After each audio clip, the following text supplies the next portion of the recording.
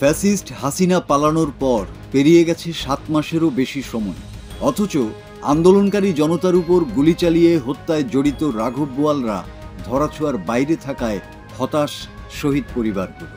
এদিকে গণহত্যায় জড়িতদের দ্রুত আইনের আওতায় আনাসহ আওয়ামী লীগের রাজনীতি নিষিদ্ধের দাবি জানিয়েছে বৈষম্য বিরোধী শিক্ষার্থীরা। 90 ছুঁই ছুঁই দাদা এখনো ডুকরে কেঁদে ওঠেন আদরের নাতি সৌরভের কথা মনে হলে। ফ্যাসিস্ট হাসিনার পতনের ঠিক আগের দিন বিকেলে শহরে প্রশাসনের গাড়ি চাপায় শহীদ হন সৌরভ ও মাহবুব। একই দিন আওয়ামী সন্ত্রাসীদের গুলিতে প্রাণ যায় কলেজ শিক্ষার্থী সবুজের। শেরপুরের ছাত্র জনতা হত্যা মামলায় চুনোপুটি কয়েকজন আসামি গ্রেপ্তার হলেও ধরাছোঁয়ার বাইরে রয়ে গেছে রাঘব বোয়ালরা। হত্যাকারীদের দ্রুত আইনের আওতায় আনার দাবি জানিয়েছে শহীদ পরিবারের স্বজনরা।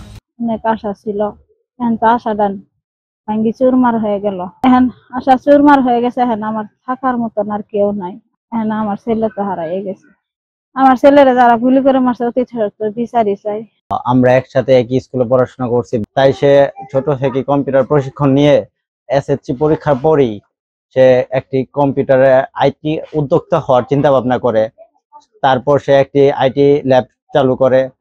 তার এই বাড়িতে একটা ব্রাঞ্চ থাকে, তারপর আবার শেরপুর সরকারি কলেজের খাদ্য গুদামের পিছনে একটা ব্রাঞ্চ, সেখানে সে কম্পিউটার প্রশিক্ষণ দিতে থাকে।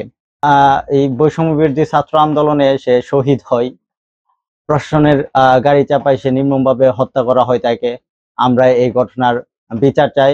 দ্রুত ঘাতকদের গ্রেফতার এবং আওয়ামী লীগের রাজনীতি নিষিদ্ধের দাবি বৈষম্য বিরোধী ছাত্র নেতাদের। এদিকে দোষীদের গ্রেপ্তার করে আইনের আওতায় আনার আশ্বাস দিয়েছেন শেরপুর পুলিশের এই কর্মকর্তা। কে রাঘব বোয়াল আর কে পুঁটি মাছ, এটা আমার কাছে বিবেচ্য না। আইনের দৃষ্টিতে যিনি অপরাধী তাদের কাউকে আমরা ছাড় দেব না, আর আইনের চোখে অপরাধী নয় এবং কাউকেও হয়রানি করা হবে না।